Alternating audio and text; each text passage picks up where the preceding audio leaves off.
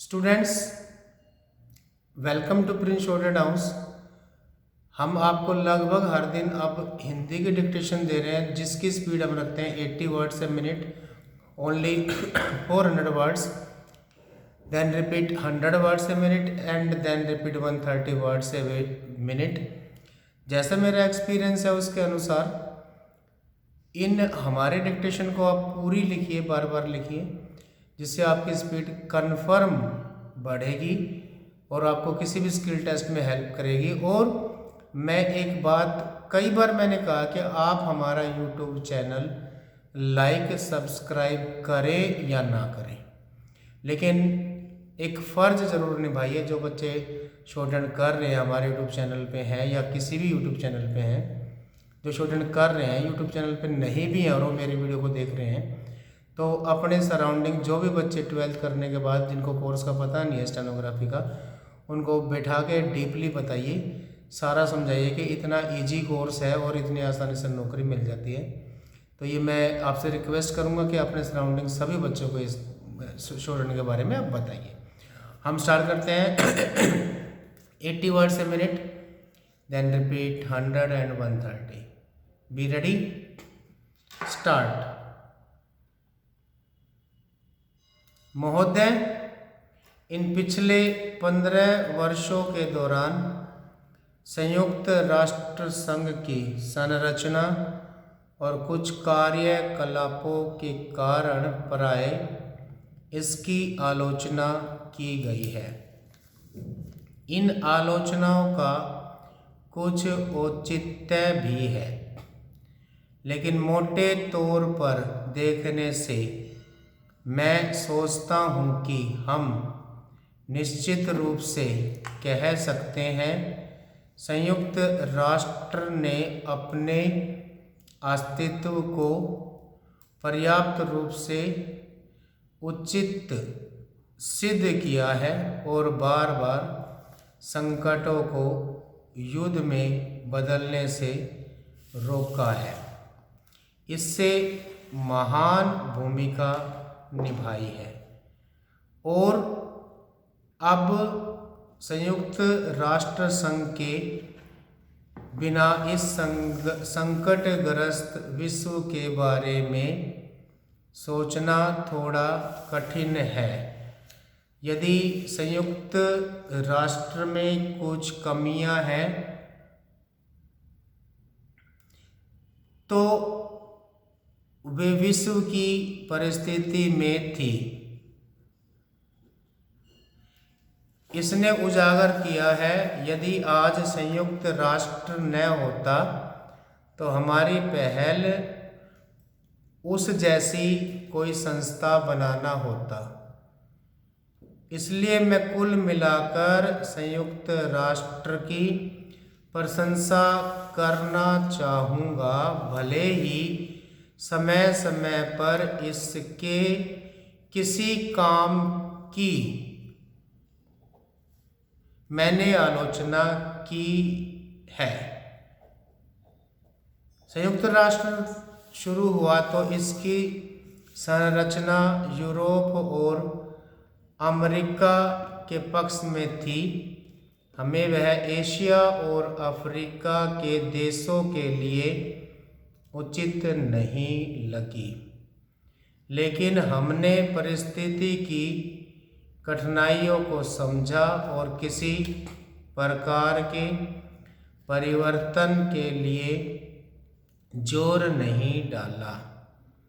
संयुक्त राष्ट्र के विकास से और अनेक देशों के इसमें शामिल होने से आज इसकी संरचना और असंतुलित हो गई है।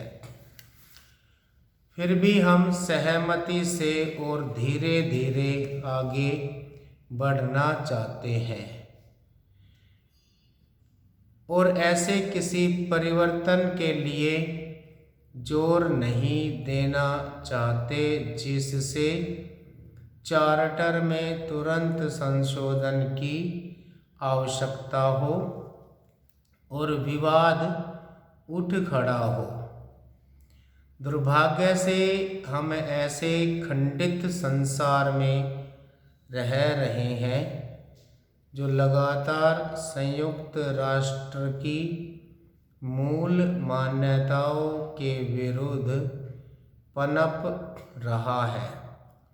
हमें इसे सहन करना है और राष्ट्रों के बीच पूर्ण सहयोग की धारणा की दिशा में आगे बढ़ने का प्रयत्न करना है।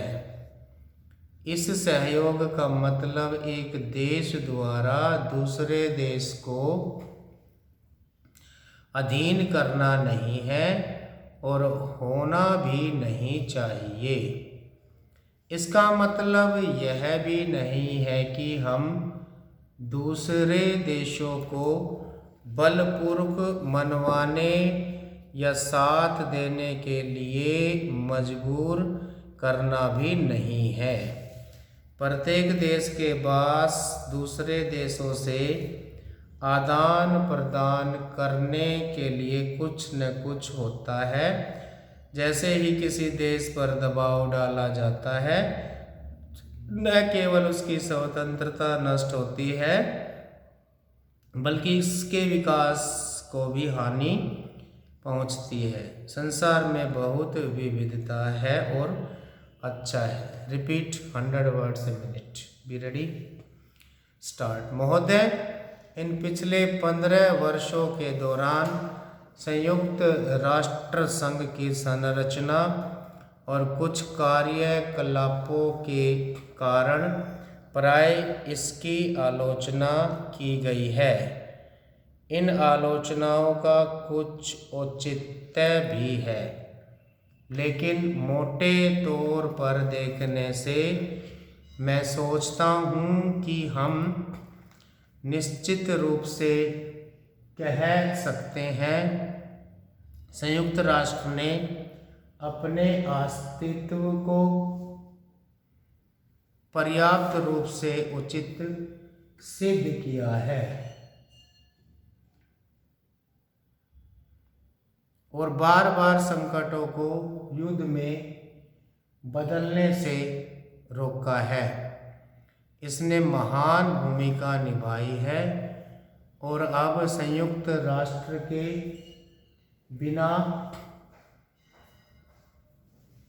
इस संकटग्रस्त विश्व के बारे में सोचना कठिन है। यदि संयुक्त राष्ट्र में कुछ कमियां थी तो वे विश्व की परिस्थितियों में थी जिन्हें इसने उजागर किया। यदि आज संयुक्त राष्ट्र न होता तो हमारी पहल उस जैसी कोई संस्था बनाना होता। इसलिए मैं कुल मिलाकर संयुक्त राष्ट्र की प्रशंसा करना चाहूँगा, भले ही समय समय पर इसके किसी काम की मैंने आलोचना की हो। अब संयुक्त राष्ट्र शुरू हुआ तो इसकी संरचना यूरोप और अमेरिका के पक्ष में थी। हमें वह एशिया और अफ्रीका के देशों के लिए उचित नहीं लगी, लेकिन हमने परिस्थितियों की कठिनाइयों को समझा और किसी प्रकार के परिवर्तन के लिए जोर नहीं डाला। संयुक्त राष्ट्र के विकास से और अनेक देशों के इसमें शामिल होने से आज इसकी संरचना और भी असंतुलित हो गई है। फिर भी हम सहमति से और धीरे धीरे आगे बढ़ना चाहते हैं और ऐसे किसी परिवर्तन के लिए जोर नहीं देना चाहते जिससे चार्टर में तुरंत संशोधन की आवश्यकताएं हों और विवाद उठ खड़ा हो।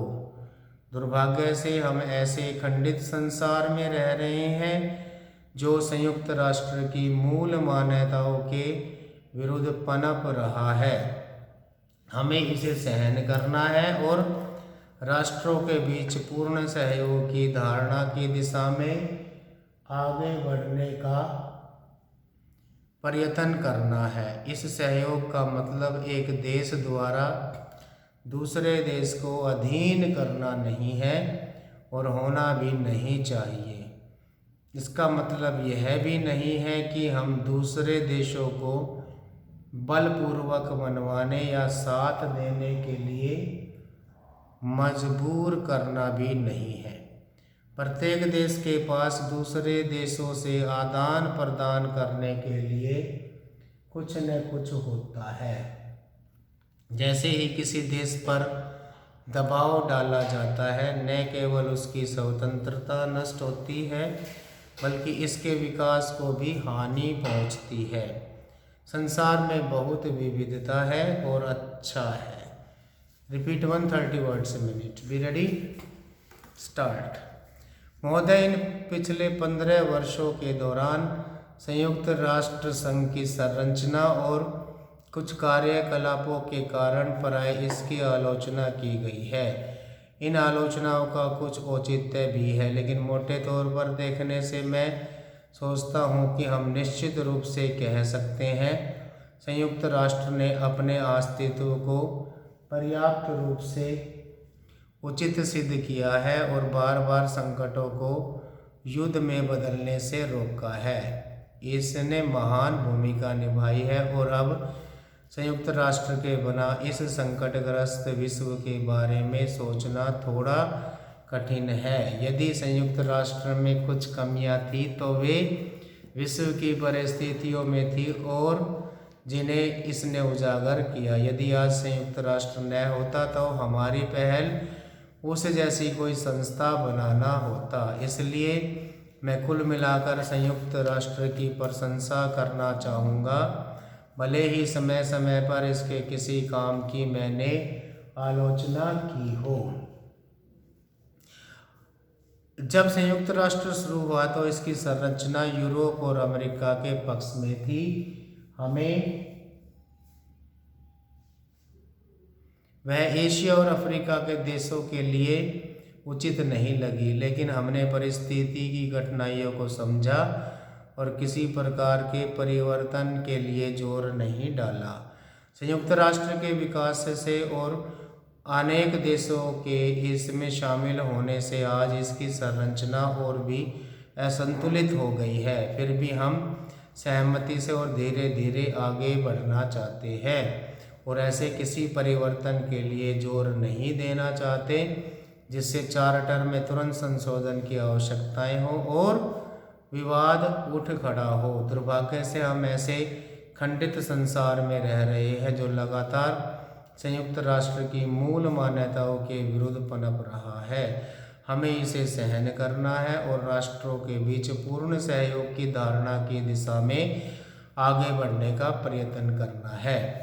इस सहयोग का मतलब एक देश द्वारा दूसरे देश को अधीन करना नहीं है और होना भी नहीं चाहिए। इसका मतलब यह भी नहीं है कि हम दूसरे देशों को बलपूर्वक मनवाने या साथ देने के लिए मजबूर करना भी नहीं है।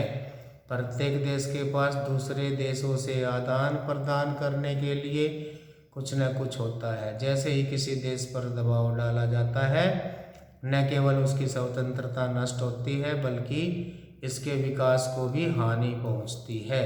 संसार में बहुत विविधता है और अच्छा है। Thank you. स्टॉप।